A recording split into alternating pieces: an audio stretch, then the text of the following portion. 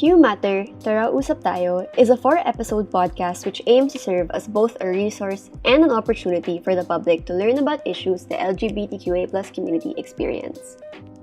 The first episode was posted on January 15, 2021, while the final episode was uploaded on February 9, 2021. The group aimed to garner at least 50 to 100 views for each episode.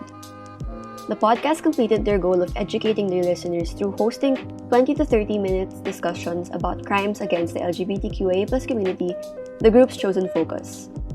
Listeners can tune into each episode through Facebook or YouTube by searching the name HUEMatter Tara Usap Tayo.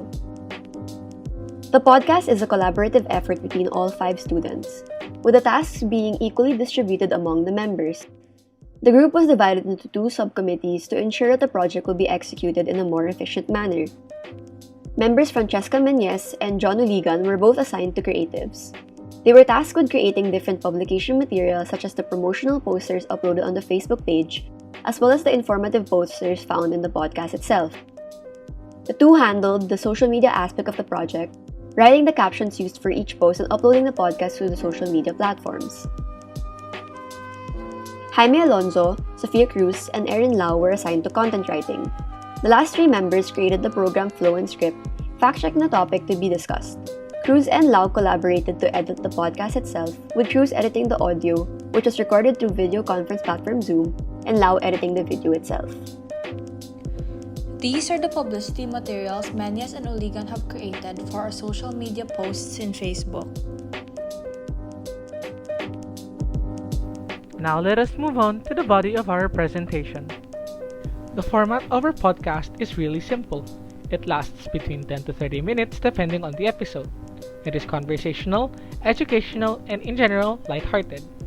The platforms in which we post it are on our Facebook page and our YouTube channel, #HUEMatter Tara Usap Tayo. It is posted every Friday, every week for 1 month at 7 p.m. Philippine Standard Time. As for the public reception, it has exceeded our expectations. On Facebook, our page has surpassed 1,300 visitors and our episodes have achieved the 500-view benchmark. On YouTube, though it wasn't as accessible as Facebook, we reached 5 subscribers and 28 cumulative views. In episode 1, our group introduced #HUEMatter by talking about our mission and the issue itself, presenting statistics of crimes against the LGBTQIA+ community. Our group believes that knowing the statistics on this issue is an effective way of showing the severity of the problem and letting people know how important it is to be addressed. Episode 2, on the other hand, touched on the issue of transphobia, which is also related to crimes against members of the LGBTQIA+ community. We discussed local crimes against LGBTQIA+ persons, such as the cases of Jennifer Laude and Jessa Remiendo. We believe that going more in depth on the possible causes of the issue will give the audience a deeper understanding and awareness regarding the problem. For episode 3, our group discussed 4 different ordinances in the country, namely the Quezon City Gender Fair Ordinance, Antipolo City Ordinance No. 2015-612, Cebu City's Ordinance No. 2339, and Iloilo's Anti-Discrimination Ordinance. The goal of this episode was to show how the LGBTQIA+ community is being protected against hate crimes, to let people know of the existence of such ordinances and how it impacts advancements towards discrimination against the community. Lastly, in episode 4, we discussed the SOGI bill, one of the most popular and controversial bills that aim to protect the LGBTQIA+ community. We wanted to update the viewers on the SOGI bill by comparing Senate Bill 689, the SOGI bill filed 20 years ago, and Senate Bill 1934, also known as the SOGI SC, the bill recently approved by a Senate panel.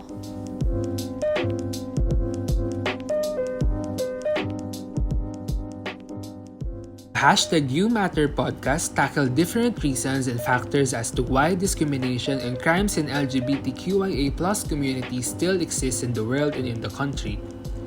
Through the podcast, the group's advocacy was strengthened more as each members had the opportunity to share their knowledge and insights to the viewers. The group utilized social media platforms such as Facebook and YouTube to share the podcast to the public. The advocacy to spread awareness regarding crimes against the LGBTQIA+ community was shown through the whole duration of the project. Overall, the advocacy was fully shown in the podcast as each episode, the advocates were consistently true to their core by sharing their knowledge, facts, and opinions on the said matter and issue. While the project successfully met its goals, garnering 1,324 people reach, 325 post engagements, 127 followers, and over 100 cumulative views of all episodes across all platforms and consistently releasing each informative episode, the group encountered issues such as internet problems which made the recording the podcast through Zoom a difficult task due to the audio lagging, manipulating the sound quality. Additionally, due to the tight schedule of the group and communication errors with the Decide speaker, the special discussion with the resource speaker regarding the SOGI bill did not push through.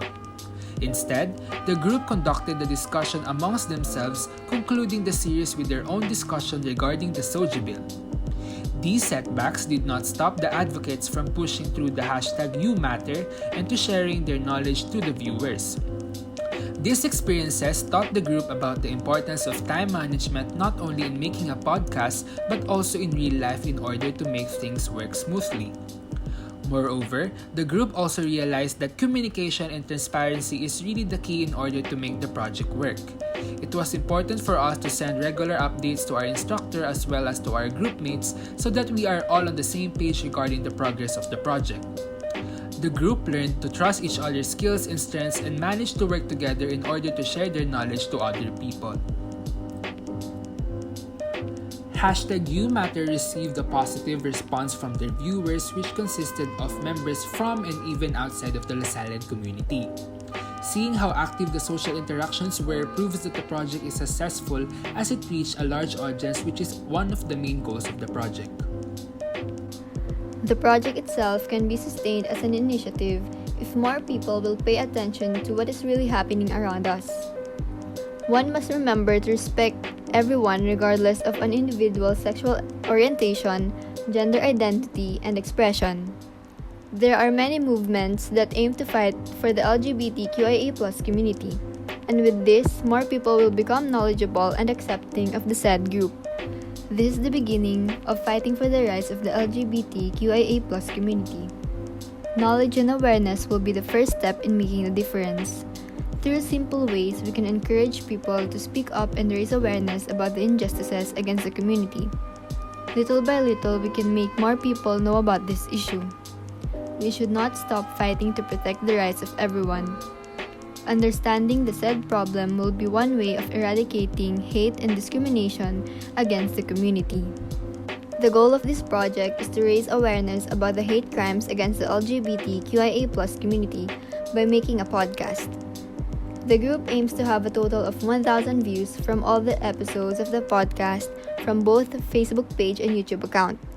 We can say that we achieved our goal through this podcast since there have been many engagements starting with our publicity materials and the podcast itself. This concludes our presentation. Thank you for listening.